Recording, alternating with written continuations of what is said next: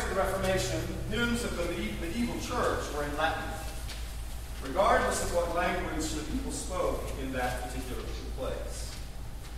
Worship occurred within the Catholic Church, as that was the only expression of Christianity known to most people at that time.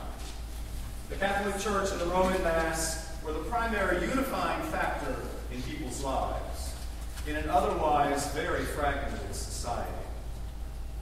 The Renaissance brought a renewed interest in learning and education, which encouraged people to start reading the Bible for themselves and paved the way for what we know as the Reformation.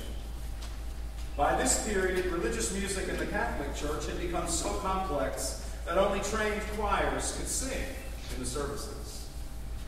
Luther believed that the Bible should be translated into common languages so that it could be given back to the people.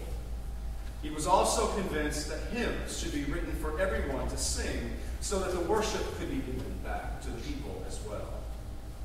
Many authorities believe that one reason the Reformation spread so rapidly was simply because of the singing.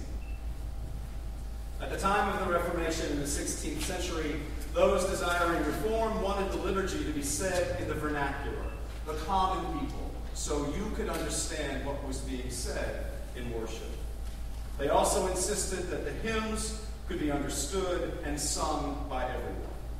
And they wished to get away from plain chant hymnody, most of which could only be performed by the monks. So for the first time in over 1,000 years, singing by the people became part of worship once again.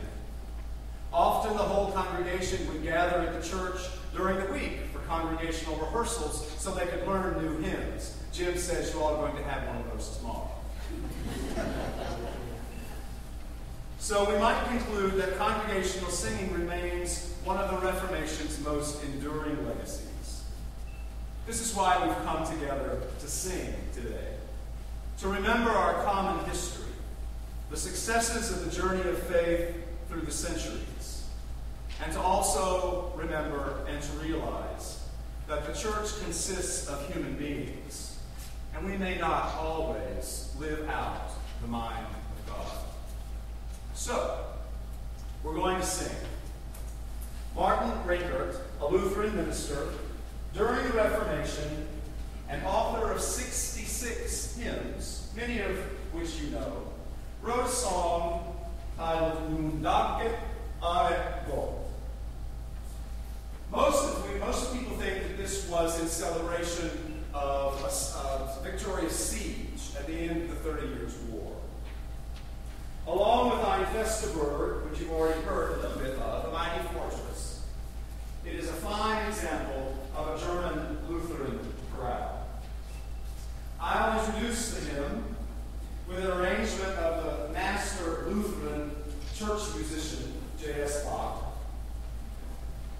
And then we will sing the first two stanzas of Now Thank We All Our God, which you can find as hymn number 555 in your hymnals.